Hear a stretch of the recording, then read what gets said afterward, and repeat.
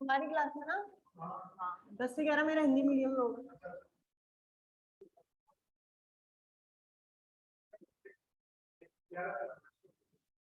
चलो कहाँ तक पहुंचे थे? समझा तो गई थी है ना। इसमें 3 रीजन बताए थे मैंने, active region, cut off region और सैचुरेशन रीजन। लिखवाया कुछ नहीं था ना। चलो पहला डालिए एक्टिव रीजन, फर्स्ट डालिए एक्टिव रीजन।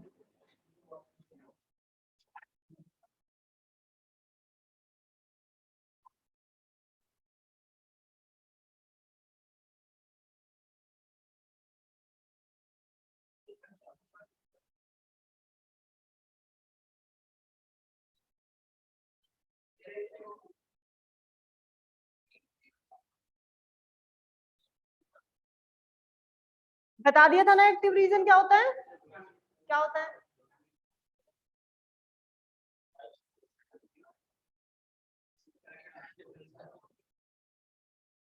एक्टिव रीजन वो होता है, ये पीएनपी ट्रांजिस्टर है,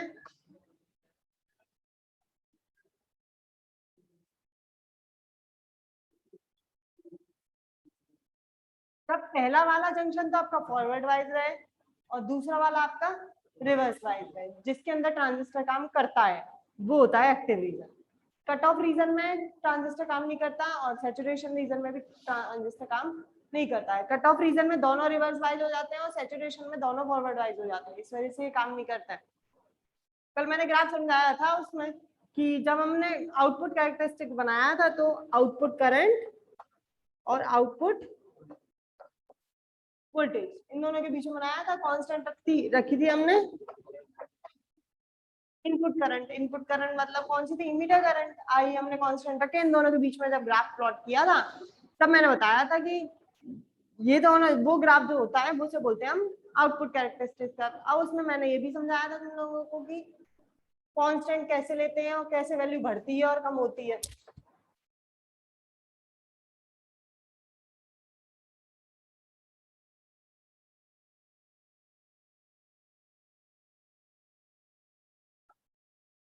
ऐसे ही तो था, यहाँ तक 0 मिली एम्पियर था, तो 0 मिली एम्पियर मतलब ये वाला रीजन, ये कट ऑफ रीजन था। 0 मिली एम्पियर का मतलब आपकी कौन सी करंट 0 है, आई करंट 0 होने का मतलब क्या है, आई कौन सी करंट है, ये वाली करंट, ये current emitter current. Emitter current 0 कब होगी, जब आपने वोल्टेज बढ़ाया।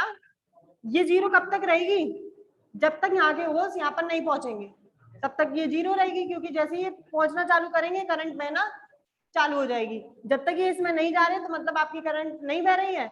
आपने वोल्टेज बढ़ाते गए, जो होल्स डिप्लीशन लेयर को पार करके एन में नहीं जा रहे हैं, फिर बढ़ाया, फिर एक कंडीशन आई जिस पर ये जो मैंने वोल्टेज बताया था जिसको जिस वोल्टेज पर आके ये फ्लो होना चालू करते हैं उसको थ्रेशोल्ड वोल्टेज बोलते हैं। उस वोल्टेज पे इसने फ्लो होना चालू कर दिया, तब हमें करंट मिलना चालू हो गई। जब तक क्या थी ये 0 कट ऑफ रीजन में, तो मतलब ये वो कट ऑफ रीजन है जब तक आपकी इनपुट करंट आपको नहीं मिलती है। नहीं मिलने का मतलब आपके होल्स या इलेक्ट्रॉन्स डिप्लीशन लेयर को पार नहीं करते हैं, तब तक जो रीजन बनता रहता है वो कहलाता है आपका कट ऑफ रीजन। जैसे ही वो पार करके इधर जाना चालू कर देते हैं करंट मिलना चालू हो जाती है, आई 15 एम्पियर 16 17 18 जो भी मिलती है बढ़ती चली जाती है। जब बढ़ने का मतलब है ये डिप्लीशन लेयर को पार करना चालू कर दिया, आप वोल्टेज बढ़ाते जाइए ये बढ़ता चले जाएगा, तो करंट की वैल्यू क्या होती जाती है, बढ़ती जाएगी। जिस रीजन में आपको ये फॉरवर्ड वाइज मिलेगा जिसमें ये करंट मिलेगी वो कहलाएगा ये एक्टिव रीजन, ये एक्टिव रीजन होता है। और फिर मैंने एक क्लास में बताया था, इनको पीछे डिनोट कर दिया,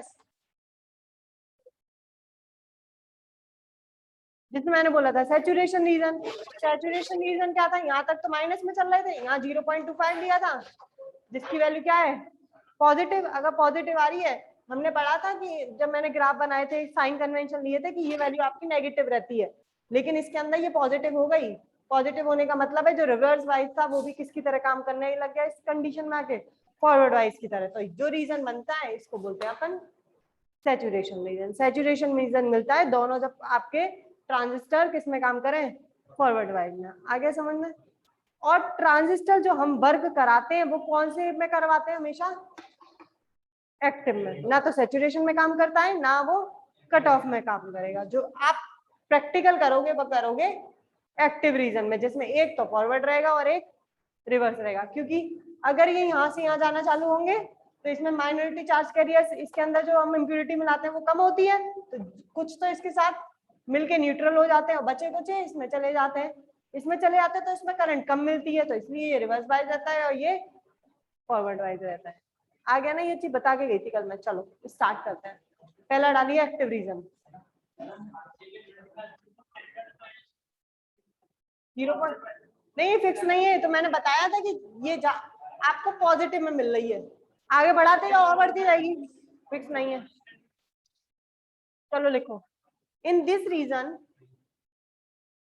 इन दिस रीजन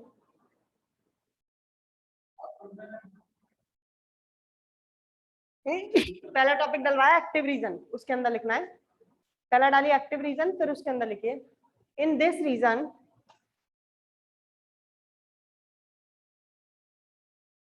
कौन सा होगा, base emitter junction, base emitter junction are forward wise, are forward wise and collector based junction are reverse wise, are reverse wise.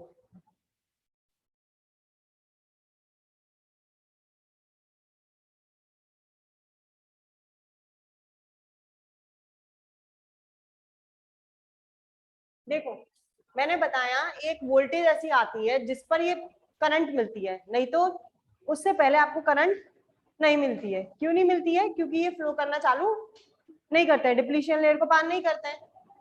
वो वोल्टेज जिस पर ये करंट मिलती है उसे थ्रेशोल्ड वोल्टेज बोलते हैं। मैंने अभी बताया, मैंने बोला ये थ्रेशोल्ड वोल्टेज से कम है, मैंने थ्रेशोल्ड वोल्टेज लगभग लिख दी थी उधर 0.2 वोल्ट। कोई फिक्स वैल्यू नहीं है, ये तो हर इंस्ट्रूमेंट के लिए अलग अलग रहेगी। मैंने माना 0.2 पे नहीं पहुंची, वो 0.1 पर है। अगर 1 पर है तो आई करंट होगी या नहीं होगी, नहीं होगी। आई की वैल्यू कितनी होगी, करंट वो डिप्लीशन या पार नहीं करेगा, करंट की वैल्यू 0 होगी।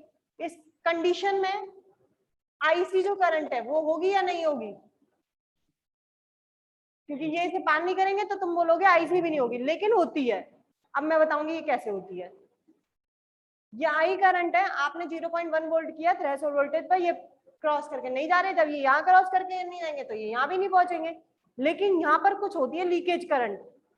लीकेज करंट नाम सुना होगा, मैंने समझाई थी लीकेज करंट होती क्या है। आपने एक बार प्रैक्टिकल स्टार्ट कर दिया, करंट बह गई उसके अंदर, फिर आप चाह रहे हो कि मैं करंट को बंद कर दूं, तो आपने एक सर्किट बंद कर दिया, लेकिन जो एम्पियर मिली एम्पियर होते हैं उसके अंदर वो 0 पर कभी कभी नहीं पहुंच पाती है नीडल, 0 से कुछ ऊपर रह जाती है। हम उसको मार मार के किस पर लाते हैं कि 0 पे लाए, तभी हमारा दूसरा प्रैक्टिकल स्टार्ट करें। यही तो करते हो। वो जब 0 पे नहीं आती है, अगर 0.001 पर भी है तो वो क्या है, लीकेज करंट है। तो इसकी 0, आपने पहले करंट बाई पूरे में फ्लो हो गई, आपने सर्किट बंद कर दिया, सर्किट जैसे ही बंद हुआ आई आपकी क्या हो गई 0। लेकिन क्या आईसी 0 नहीं हो पाई, आईसी 0 क्यों नहीं हो पाई, क्योंकि इसमें लीकेज करंट रह गई। वो लीकेज करंट जो होती है वो किसके अंदर मिलती है, कलेक्टर के अंदर। इसको बोलते हैं हम आईसीओ। सीओ मतलब कलेक्टर की करंट है, और ओ लग गया तो मतलब ये लीकेज करंट है। आईसी है तो आउटपुट करंट है, आईसीओ है तो वो लीकेज करंट है। लीकेज करंट तब भी मिलती है जब आप थ्रेशोल्ड वोल्टेज को पार नहीं कर रहे हो, आपकी इनपुट करंट 0 है, तब भी आपको इसके अंदर क्या मिलती है, लीकेज करंट, आईसीओ। ठीक है, कहां तक लिखा है, रिवर्स वाइज लिखिए। If the value of input current, bracket में लिख देना emitter current, if the value of input current input current bracket में लिखो emitter current is zero if the value of input current, bracket में लिखिए emitter current, is zero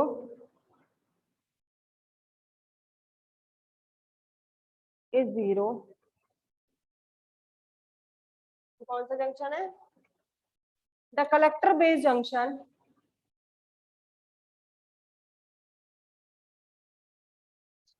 is behave as reverse biasing, is behave as reverse biasing due to presence of leakage current, bracket में लिखिए ICO, is behave as reverse biasing due to presence of leakage current, due to presence of leakage current, bracket में लिख देना ICO.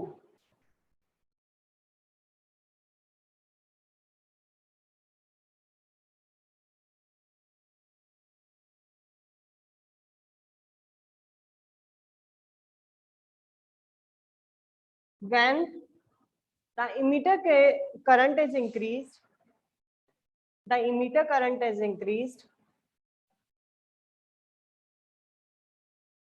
the value of collector current, the value of collector current is also increased in same ratio, is also increased in same ratio. Emitter current के साथ साथ जब circuit चालू कर दिया, जितनी इमीटर करंट जाएगी उतनी ही आपकी कलेक्टर करंट जाती है. ये मैंने कल एक रिलेशन बताया था, तो मैं उससे निकाली है. कल मैंने करंट एम्प्लीफिकेशन फैक्टर बताया था अल्फा. क्या होता है? Output current upon input current. IC बराबर क्या बताया था मैंने? अल्फा आई. और मैंने अल्फा की वैल्यू बताई थी 0.95 से 0.99 तक रहती है. लगभग किसके बराबर रहती है? 1 के बराबर. तो आईसी किसके बराबर मिलती है? आई के बराबर. एक्टिव रीजन के अंदर जितनी आप इमीटर करंट बनाते हो, सेम रेशियो में कलेक्टर करंट भी इंक्रीज होती है. कौन से रिलेशन से? ग्राफ में देखना. यहां पर अगर मैंने 10 रखा है, तो इसके सामने जो कलेक्टर करंट चल रही है वो भी 10 ही है. अगर ये 20 पे पहुंचा है तो यहाँ भी 20 है. ये 30 पे पहुंचा है तो ये भी 30, 40 पे तो ये भी 40. मतलब आई और आईसी की वैल्यू सेम रेशियो में बढ़ रही है. किस रीजन में? केवल एक्टिव रीजन में. कौन से रिलेशन से? ये इससे मिला है अल्फा. अभी मैं निकलवाऊंगी ये current amplification vector IC over आई. लिखना है कि साइड में लिख लो इस चीज को, इसको साइड में लिख लेना. यहाँ लिख देना अल्फा की जो वैल्यू है वो बिलोंग करती है 0.95 से नियरली इक्वल टू 0.99 तक. इसलिए आईसी और आई क्या हो जाते हैं? बराबर हो जाते हैं. और दूसरा डाल देना cut off region.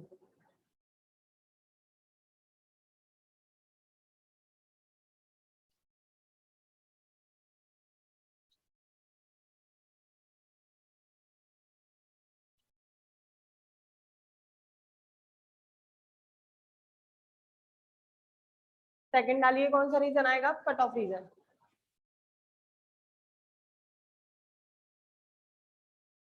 Cut off region कौन सा होता है? आई बराबर 0 से लेकर, और ये किसकी लाइन चल रही है? BC B. आई और बीसीबी के आई बराबर 0 और बीसीबी के बराबर का रीजन के बीच का रीजन क्या कहलाता है? Cut off region. ये कब आता है? जब दोनों आपके किस में हो जाते हैं? रिवर्स बाइज में. अच्छा एक बात बताओ, अगर दोनों रिवर्स बाइज में हो जाएं, रिवर्स बाइज का होना का मतलब इसमें करंट नहीं है. इस कंडीशन में लीकेज करंट होगी या नहीं होगी? दोनों रिवर्स बाइज हैं. नहीं होती. पहले वाले में लीकेज करंट इसलिए मिली थी क्योंकि ये फॉरवर्ड वाइज था. फॉरवर्ड वाइज से करंट बह जाती है, तो एक बार ट्रांजिस्टर में ये घूम चुकी है, इसलिए लीकेज मिल चुकी. लेकिन दोनों रिवर्स हैं, तो रिवर्स में तो करंट बहती ही नहीं है. आप सर्किट चालू भी कर दो, करंट आपकी जाएगी ही नहीं. अगर जाएगी नहीं तो एक भी बार उसने पूरा रोटेशन नहीं लिया तो इसमें लीकेज करंट कहां से आ गई? रिवर्स बाइसिंग में लीकेज करंट नहीं मिलती है. इसमें टोटल इनपुट करंट और आउटपुट करंट दोनों क्या रहती हैं? 0 रहती हैं. आगे समझ, दोनों क्या रहती हैं? 0. अब 0 कैसे है? इधर आ जाओ. आई बराबर 0 है, यहाँ पर 0 लिया है. यहाँ पर आई सी चल रहा है, वो भी कितना है? जीरो। तो इसका मतलब दोनों जब जीरो होते हैं, तो अगर दोनों करंट जीरो मिल रही है, इसका मतलब दोनों आपके रिवर्स बाइसिंग है। करंट का जीरो मिलना मतलब रिवर्स बाइसिंग होना, तो इसका मतलब दोनों तो आपके रिवर्स बाइसिंग है, तभी दोनों कट ऑफ रीजन किसमें मिल रहा है, आई जीरो हो जाए और आईसी भी जीरो हो जाए, दोनों उस कंडीशन में मिलता है आपको कट ऑफ रीजन। आगे समझ में देखिए, इन दिस रीजन, हाँ इन दिस रीजन, जंक्शन के नाम लिख दो कौन कौन से हैं। इन दिस रीजन, ये कौन सा जंक्शन है, हाँ देखो, base emitter junction and collector base junction, both are reverse bias.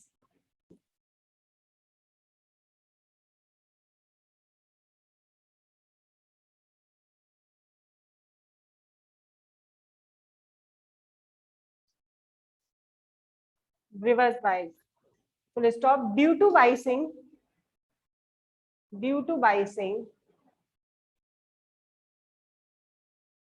the input current and output current bracket में लिखना IE and IC.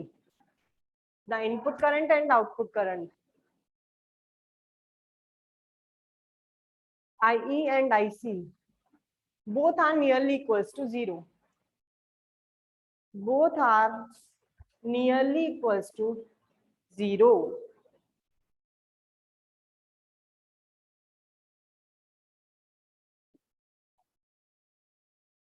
हो गया? अब लास्ट डाल दीजिए सैचुरेशन रीजन।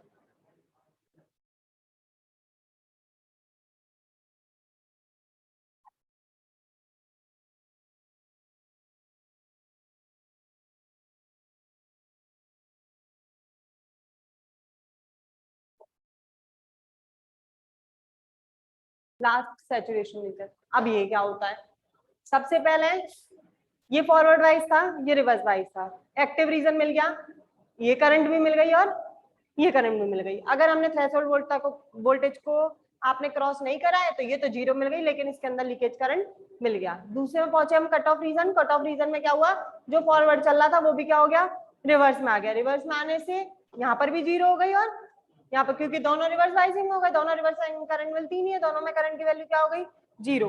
अब क्या हुआ, फिर पहुंचे हम मैक्सिमम वैल्यू पहुंच गई एक्टिव रीजन में। और हमारा ट्रांजिस्टर जो वर्क करता है वो इसी में करता है। अगर दोनों रिवर्स में होंगे तो भी काम नहीं करेगा, और दोनों फॉरवर्ड में हो गए तो भी काम नहीं करेगा। अगर दोनों फॉरवर्ड में आ गए, दोनों करंट देंगे, दोनों साइड से करंट आएगी, तो करंट पूरा रोटेशन कैसे करेगी, करंट के लिए तो पूरा रोटेशन होना जरूरी है, एक से निकलना और दूसरे में एंटर होगा। अगर दोनों फॉरवर्ड हो गए, दोनों साइड से करंट आएगी और बीच में उसको जाने के लिए रास्ता नहीं मिलता है। इसलिए ना तो दोनों फॉरवर्ड में काम करता है ट्रांजिस्टर, ना दोनों रिवर्स में काम करता है वो जब एक फॉरवर्ड और रिवर्स होता है। अब देखो फॉरवर्ड बाइसिंग का लास्ट सैचुरेशन रीजन, इसमें क्या होता है, पहले तो हमारी करंट जा रही थी, इसके अंदर फ्लो होने चालू हो गई थी, फ्लो होती गई, फिर क्या हुआ, सैचुरेशन इतनी ज्यादा पहुंच गई कि अब आ गया वो फॉरवर्ड वाइज। फॉरवर्ड वाइज का मतलब ये तो था ही फॉरवर्ड में, फिर किस में आ गए, मैंने लिखवाया एक्टिव, कट ऑफ और सैचुरेशन है, लेकिन मिलता पहले कट ऑफ है, फिर एक्टिव है और फिर सैचुरेशन। लेकिन पढ़ते हम पहले एक्टिव है, फिर कट ऑफ है, फिर सैचुरेशन। लेकिन स्टार्टिंग में सबसे पहले आपके पास कट ऑफ रीजन आया था, कट ऑफ के बाद हम एक्टिव में पहुंचे थे, एक्टिव के बाद दोनों जब फॉरवर्ड हो गए थे तो आप पहुंच गए थे सैचुरेशन रीजन में। इसमें क्या होता है, दोनों फॉरवर्ड वाइज हुए, दोनों फॉरवर्ड वाइज हुए, यहाँ से भी करंट आई, यहाँ से भी करंट आई, दोनों ट्रांजिस्टर काम करेंगे। अब करंट इनमें तो पहुंच गई, अगर इनमें पहुंचती गई, फॉरवर्ड में होने का मतलब डिप्लीशन लेयर कम होती गई, कम होती गई, तो सारे के सारे ये इसमें पहुंच गए और ये सारे के सारे पूरी डिप्लीशन लेयर खत्म। पूरी डिप्लीशन लेयर खत्म होने की वजह से करंट का फ्लो बहुत ज्यादा हो गया, और करंट एकदम से फ्लो होने का मतलब है एपरेटस का खराब हो जाना। करंट पूरी बहने का मतलब है एपरेटस का खराब होना। रेजिस्टेंस जरूरी है करंट के लिए एपरेटस के अंदर, यहाँ रेजिस्टेंस खत्म कर देता है, दोनों डिप्लीशन लेयर खत्म हो जाती है, पूरी की पूरी करंट इसमें फ्लो हो जाती है, और फ्लो होने से हमारा ट्रांजिस्टर खराब होने की बढ़ जाती है इसके अंदर चांसेस। इसलिए हम ट्रांजिस्टर को सैचुरेशन रीजन के अंदर यूज नहीं करते। कट ऑफ में क्यों नहीं करते, क्योंकि दोनों की दोनों जीरो करंट देती है, करंट नहीं मिलती है। एक्टिव में करना इसलिए रहता है क्योंकि एक फॉरवर्ड में रहता है, दूसरे से वापस आती है, पूरी साइकिल कन्वर्ट हो जाती है, इसलिए ट्रांजिस्टर हमारा काम करता है एक्टिव रीजन के। लिख दो इसके अंदर, और in this region both the junctions are forward wise. Both the junctions are forward wise.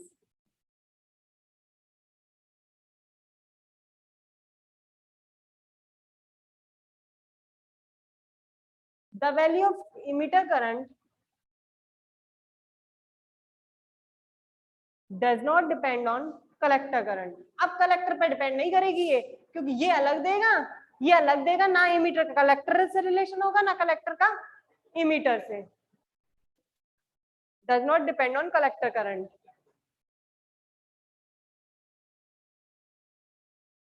Depend on collector current.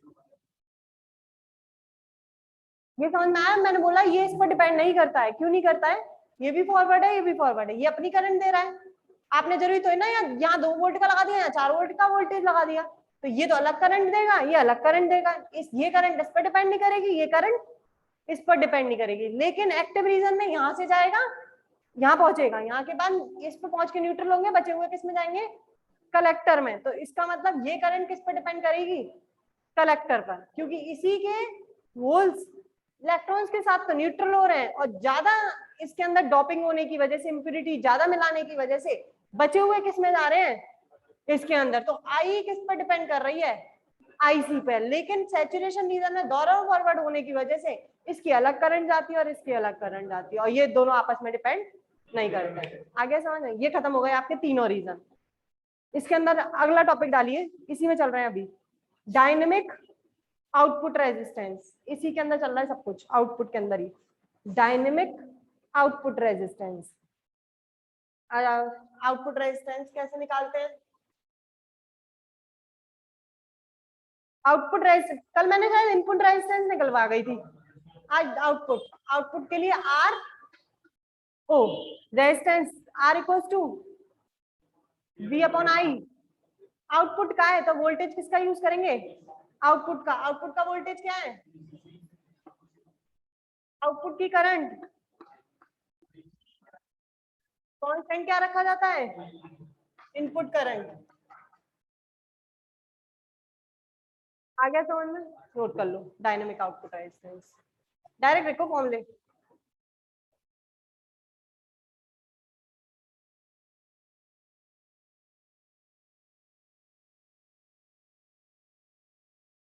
Next डालो, करंट एम्प्लीफिकेशन फैक्टर.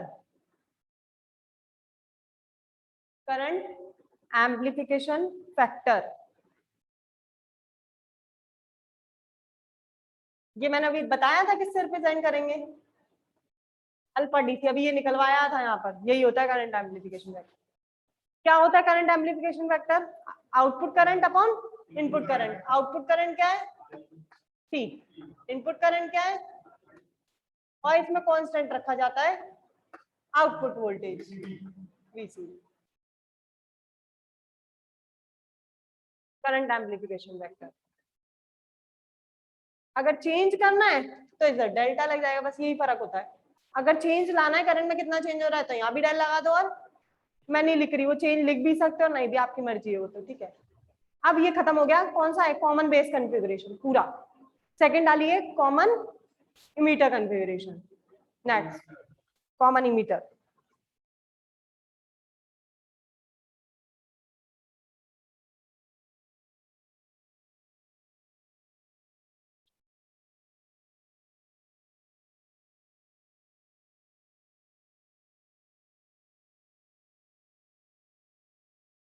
अब क्या रखना है इसमें? मीटर कॉमन रखना है.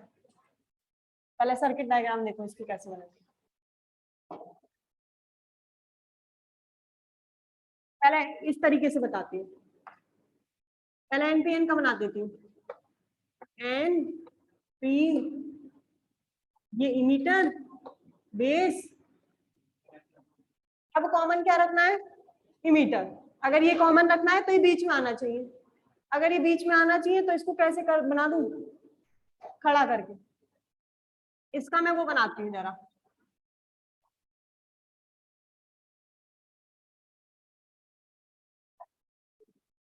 बीच में तो बेस, कलेक्टर, मीटर. और कल जो मैंने बनाया था, कल मैंने ऐसे बनाया था, बीच में बेस था. आज मैं ऐसे बनाऊंगी, बेस इमीटर कलेक्टर। हटा दूं इसे अब, आ जाओ अब सर्किट बनाते हैं। बन गया ट्रांजिस्टर। ये तो हो गया बेस, कलेक्टर, इमीटर कॉमन है तो इमीटर बीच में आना चाहिए दोनों के, आ गया इमीटर बीच में। कौन सा ट्रांजिस्टर बना रही हूँ? एनपीएन। एनपीएन बना रही हूँ तो बताओ इसमें करंट कहां से कहां जाएगी? बेस एनपीएन, बेस से मीटर, एनपीएन ट्रांजिस्टर हो गया। ये कलेक्टर है तो मतलब करंट आएगी आपकी यूं। तो कौन सी करंट आएगी? ये बेस करंट, तभी तो यूं आके यूं जाएगी। अब ये निकल रही है तो यहाँ पर क्या चलेगा फॉरवर्ड वाइज के लिए? पॉजिटिव। मैंने बताया था एक सेंटर होगी तो दो से एग्जिस्ट होगी, तो इससे क्या होगी? बाहर आएगी करंट। ये आ गया समझ में? अब आ जाओ दूसरे वाले पे, अब कलेक्टर की बात करते हैं।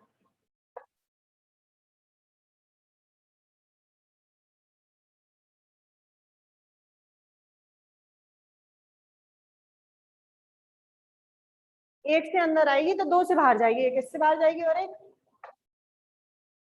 क्योंकि इससे भी बाहर जाएगी, प्लस में एंटर हो रही है, रिवर्स वाइज हो गया। ये बन गया आपका कौन सा ट्रांजिस्टर? ये समझ में आ गया? अब क्या बनाना है? पीएनपी। क्या करोगे पीएनपी में? उल्टा हो जाएगा, ये बाहर चले जाएंगे, जो बाहर आ रहे हैं वो सब आ गए समझ में? चलो पहले एनपीएन बना लो। पीएनपी का तो मैं इसी में चेंज कर दूंगी, इसलिए तुम पहले ये बना लो।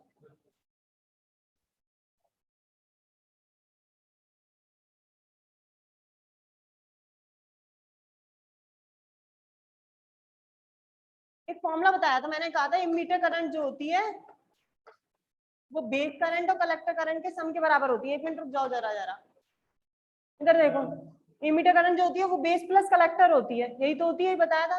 इमीटर करंट कहाँ है? ये रही, वो बेस प्लस कलेक्टर के बराबर है। अगर ये डायरेक्शन उल्टी बनाई है मैंने, अगर बेस करंट अंदर आ रही है तो कलेक्टर को भी अंदर आना पड़ेगा। समझे नहीं समझे? आई जो होता है वो आई बी प्लस आई सी होता है। आई अगर बाहर जा रहा है तो आई बी और आई सी दोनों क्या होने चाहिए? इस इक्वेशन को सेटिस्फाई करना चाहिए, तो दोनों भी क्या आने चाहिए? अंदर आनी चाहिए। एक बार जा रहा है तो दोनों कहाँ आएंगे? अंदर आएंगे। तो ये आपका एनपीएन है। ये इक्वेशन फॉलो करके बनाना है डायग्राम।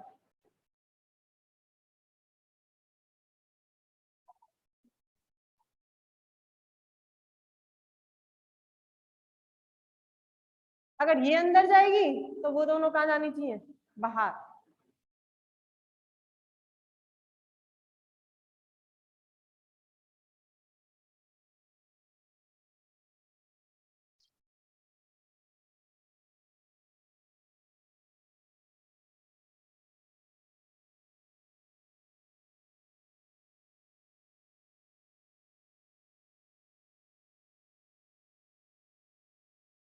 दूसरा बना दो। करना क्या है देखो, डायरेक्शन उल्टी कर दो। ये इधर है, ये इधर है,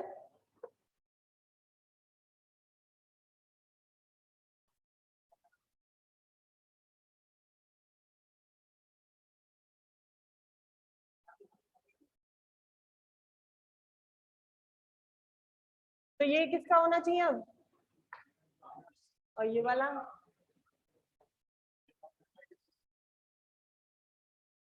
एंटर हो रही है, इसको उल्टा कर दिया क्या? नहीं करा इसे उल्टा भी। अब सही है ना? इसकी बैटरी उल्टी हो जाएगी। तो कौन सा होगा? बी सी माइनस में आएगा, और माइनस में आता नहीं है, माइनस से निकलता है, तो इसका मतलब रिवर्स वाइज है, बी सी ई। और ये बी सी बी बी,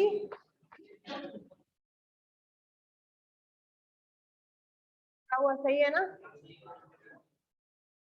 क्या हुआ? ये बी में एंटर हो रहा है, एंटर माइनस में होता है, प्लस से तो ये फॉरवर्ड वाइज है, माइनस में एंटर हो रहा है तो रिवर्स वाइज है।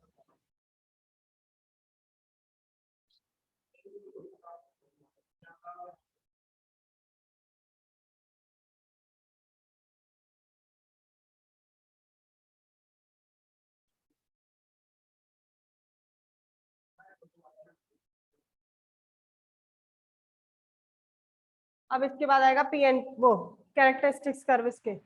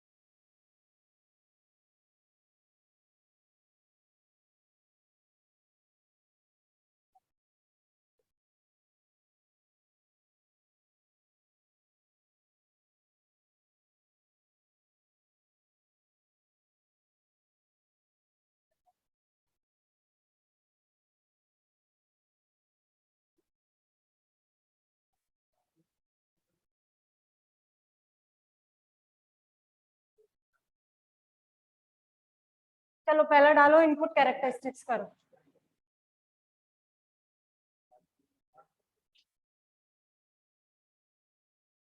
पहला डालिए इनपुट कैरेक्टरिस्टिक्स करो।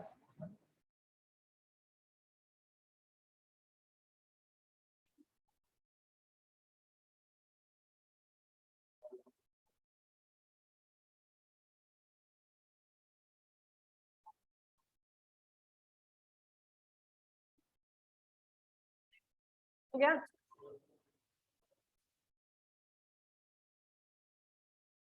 अब ये बताओ मुझे इनपुट कैरेक्टरिस्टिक्स कर किस किस के बीच में बनेगा? सुन लो जरा, इनपुट कैरेक्टरिस्टिक्स कर किस किस के बीच में बनेगा इस वाले इमीटर कॉन्फ़िगरेशन में?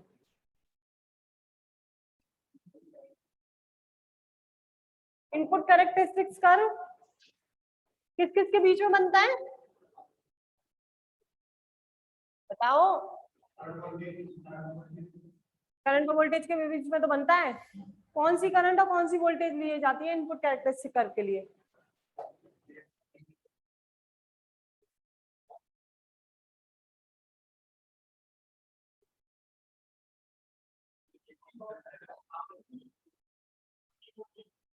वो कॉमन बेस के लिए था, ये कॉमन इमीटर है, तो कॉमन इमीटर के लिए बताओ मुझे किस किस में अगर इनपुट का बनाना है तो मुझे किस किस के लिए लेना पड़ेगा? हाँ,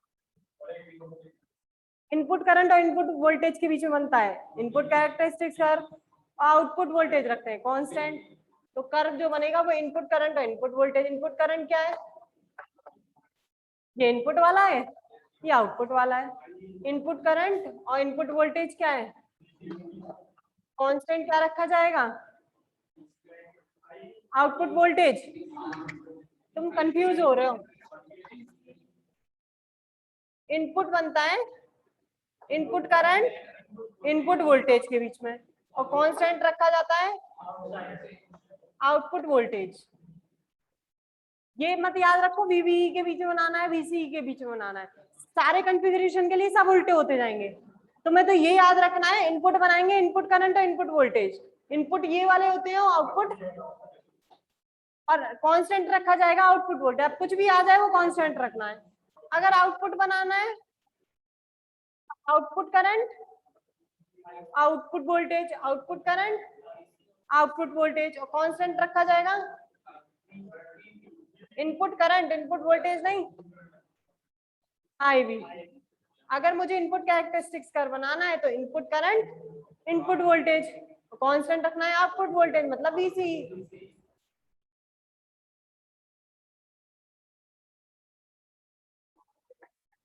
समझे? लिख लो पहले इसमें द इनपुट कैरेक्टरिस्टिक कर्व लिखिए। The input characteristics curve plot between the input characteristics curve plot between input current and input voltage. Input current के बीच में ब्रैकेट में लिखना IB और इनपुट वोल्टेज के बीच में लिखना VB।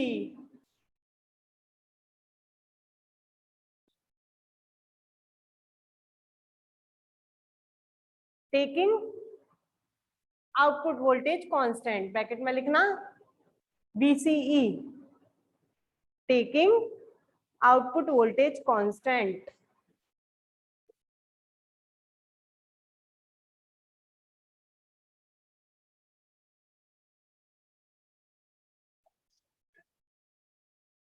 हो गया?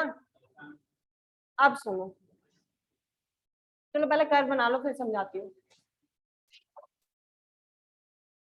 कर्व बनाइए पहले।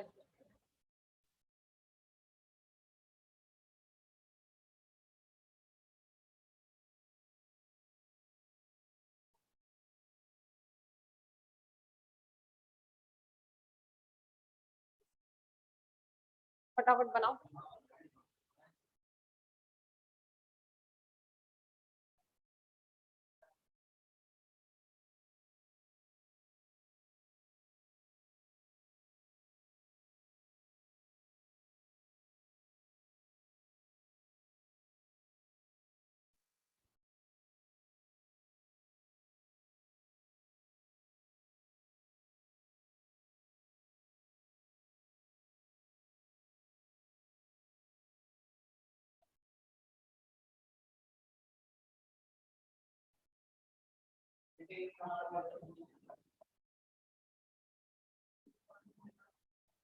हाँ, एक ही पॉइंट्स हैं सारे।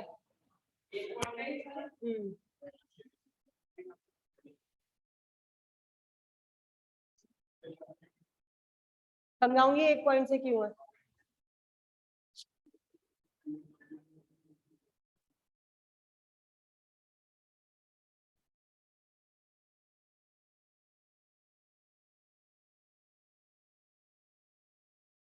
यही बनाना है बस, ये तो मैं समझाने के लिए बताऊंगी अब जो मैंने बनाया। मतलब VB के कांस्टेंट वैल्यू से ये सब स्टार्ट हो रहा है।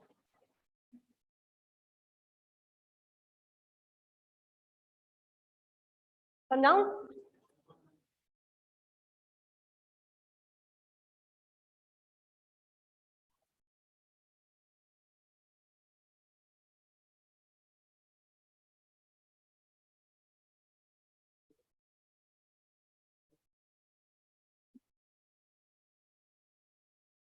चलो आ जाओ।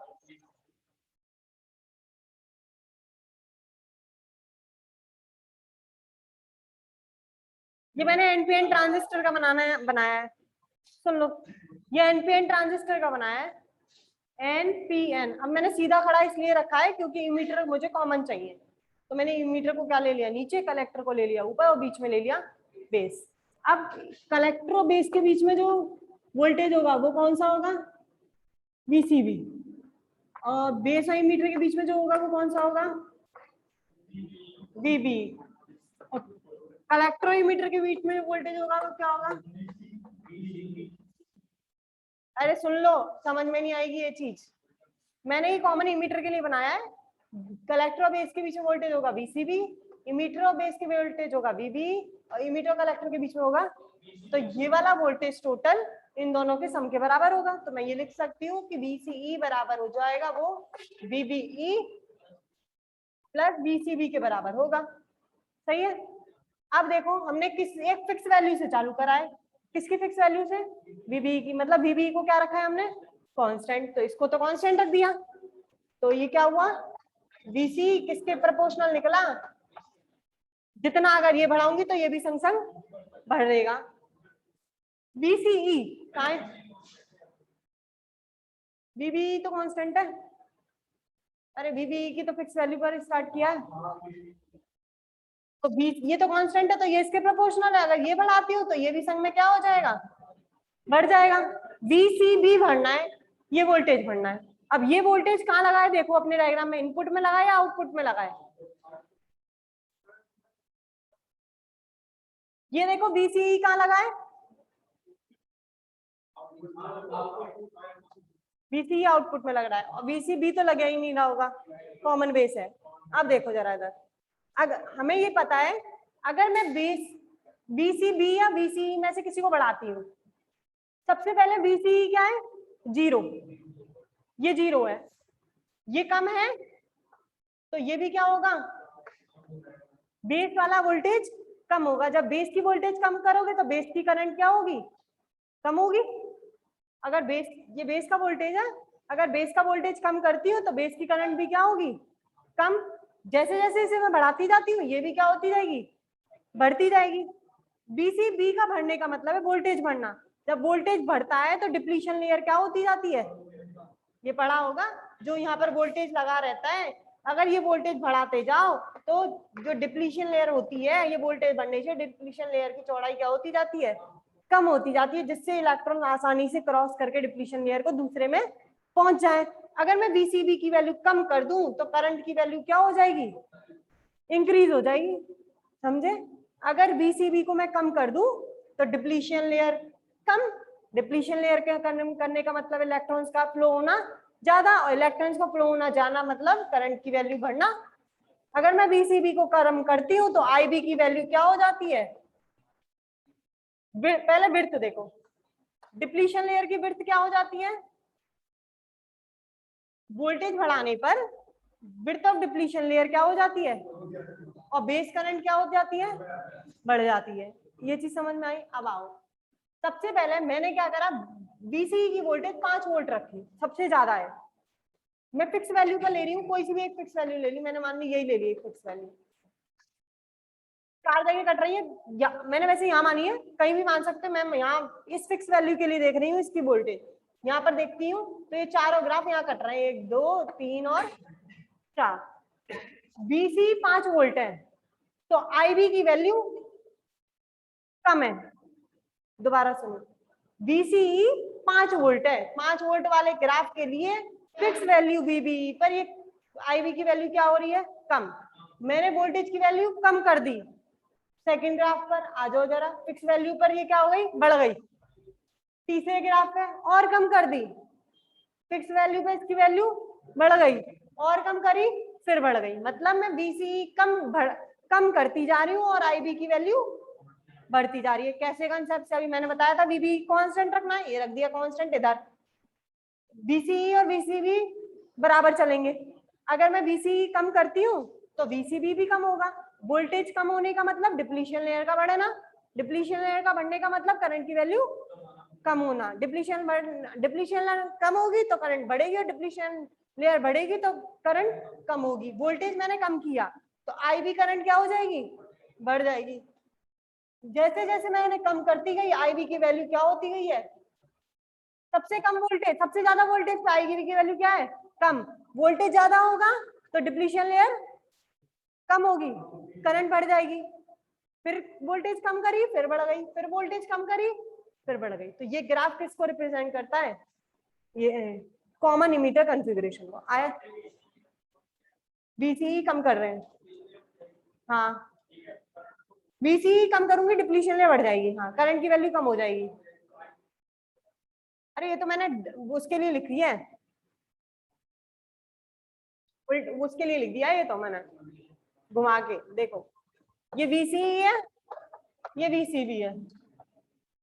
चलो VCE की वैल्यू सबसे पहले मैं 5 वोल्ट करती हूँ, 5 वोल्ट पर।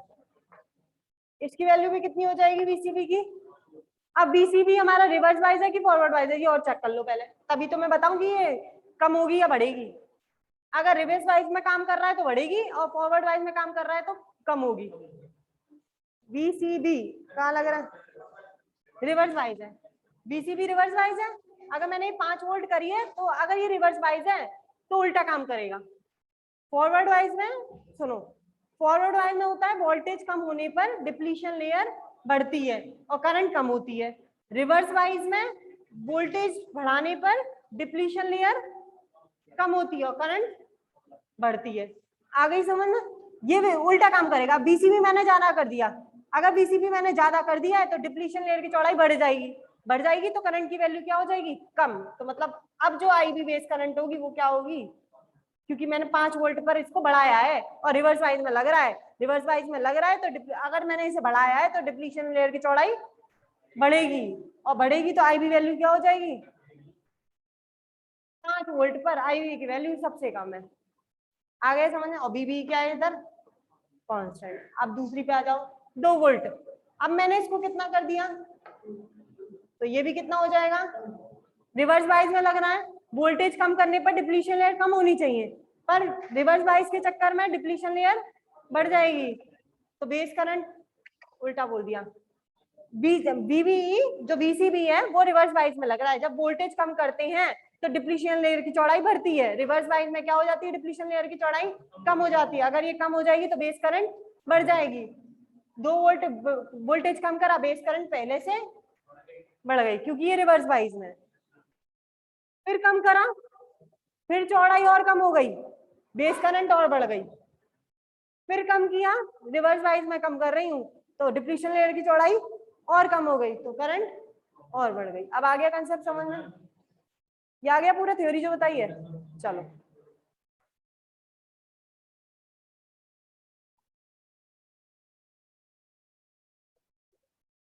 कुछ लिखा है, अभी नहीं लिखा, डायग्राम बनाया है, लिखिए।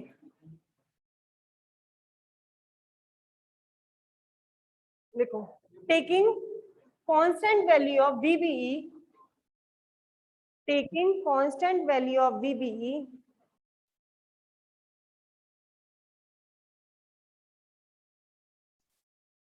the value of base current increasing, the value of base current increasing due to decrease in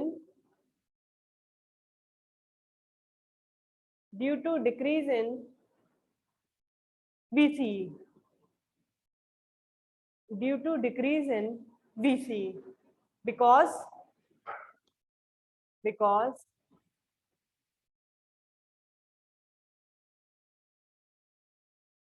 कहाँ गया वो, the voltage VCB is reverse bias, because the voltage VCB is reverse bias. Due to this,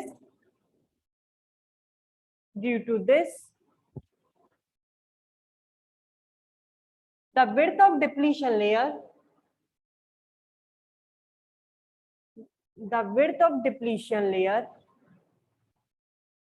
decreases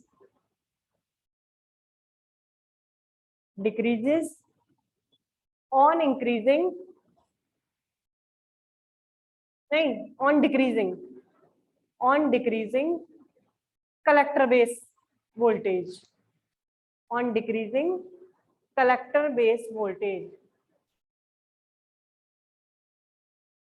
and the value of base current increases,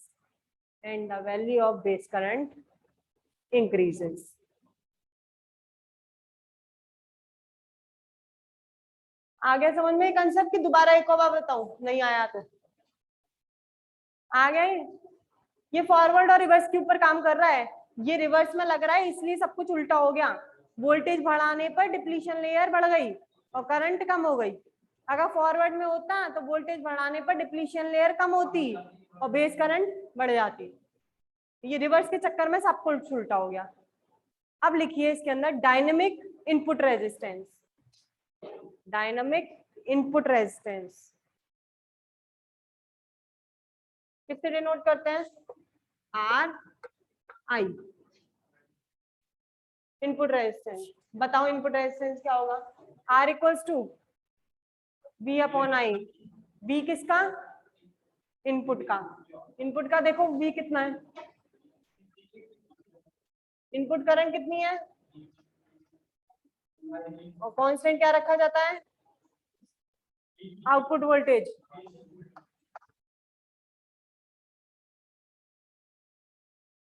लिख दीजिए formula.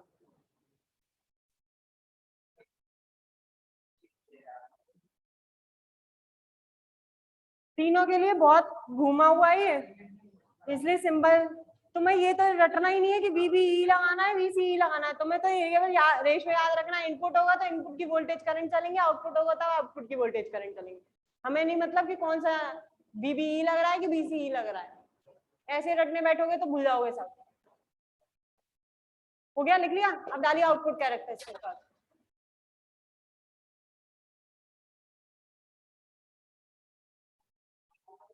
Output characteristics कर, उसके बाद collector का और बचा है, फिर जाके पहला पार्ट कंप्लीट होगा इस चैप्टर का। फिर इसके बाद वैसे छोटा ये वाला ज्यादा बड़ा नहीं है, कंसेप्ट ऑफ लोड लाइन और एच पैरामीटर है, फिर खत्म है ये। अब मुझे बताओ आउटपुट कैरेक्टरिस्टिक्स कर किस किस के बीच में बनेगा?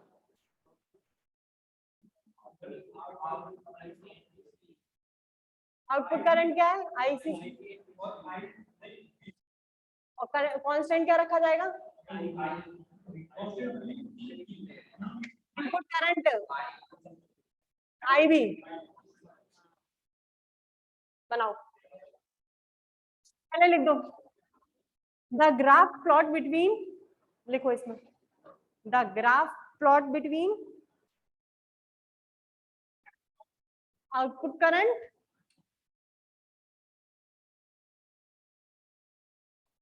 ब्रैकेट में लिखो क्या है आउटपुट करंट, देखो IC, and output voltage bracket में लिख देना जो आउटपुट वोल्टेज है VC।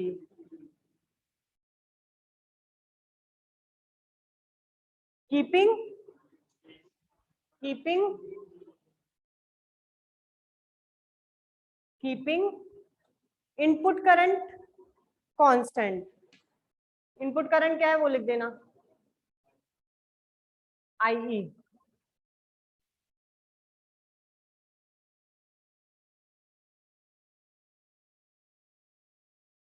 ठीक है, कल कर लेंगे ग्राफ, कल बनवा दूंगी क्योंकि समझा नहीं पाऊंगी अभी, बनवा जाऊंगी तो।